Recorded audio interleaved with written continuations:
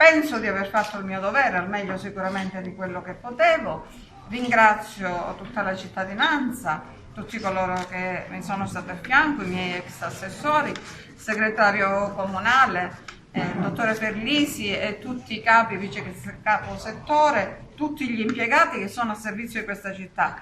Devo dire che spesso nei confronti degli impiegati degli enti pubblici e soprattutto del comune c'è un atteggiamento ostile da parte della comunità, perché vengono equiparati a fannulloni eccetera. Purtroppo noi abbiamo scontato una grave deficienza di personale, nel senso che siamo passati in questi anni da 100 impiegati a tempo indeterminato a qualche decina. Quindi mentre le funzioni da svolgere, i compiti sono rimasti uguali, non è che si sono dimezzati anzi forse sono aumentati con il Covid.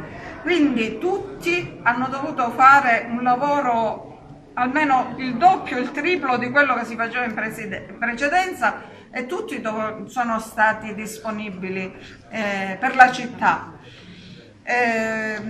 Voglio anche a proposito ricordare la dottoressa Marcella Sciascia, che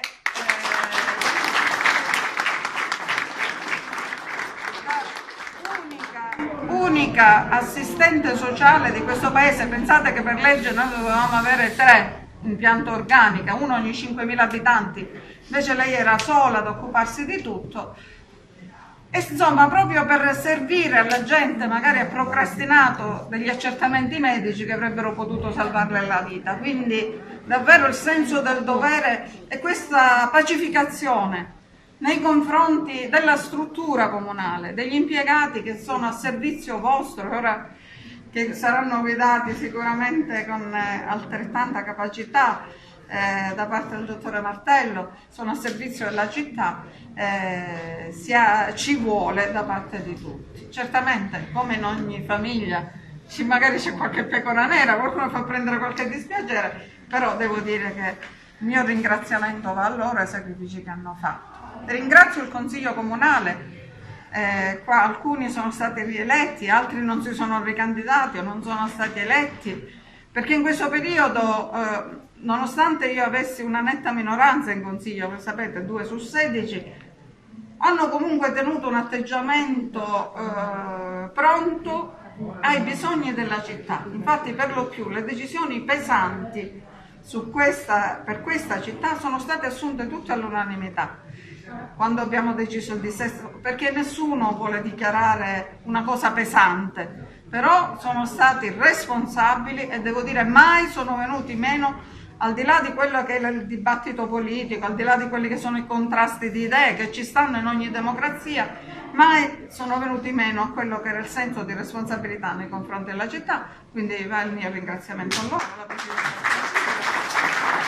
Io innanzitutto ringrazio il Sindaco Ida Carmina per le belle parole che ha speso nei confronti di questa città e nei confronti di questo comune e nei confronti anche di questa squadra che ha vinto le elezioni, perché dobbiamo essere anche intellettualmente onesti. Nel momento in cui il sindaco che oggi lascia questo comune, in quel periodo era un periodo storico particolare, un periodo storico dove questa città ha attraversato un mare in tempesta e nonostante le grandi difficoltà questo sindaco, la sua squadra, il consiglio comunale, i dipendenti di questo comune, anche se ridotti al minimo, hanno cercato di portarla in salvo.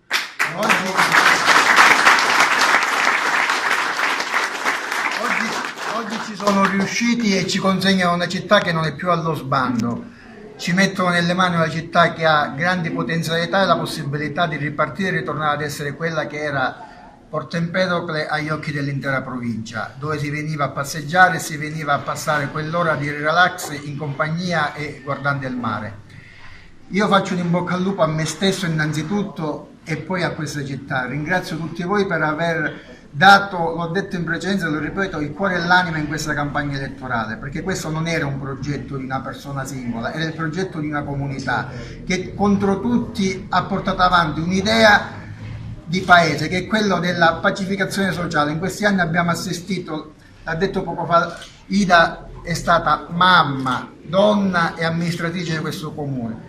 Smettiamola di pensare che siamo uno contro l'altro. Questo è un paese che va amministrato sapendo che ha bisogno dell'aiuto di tutti. Dei 24 e 25 ottobre 2021 il dottor Calogero Martello è stato eletto sindaco del comune di Porto Empedocle.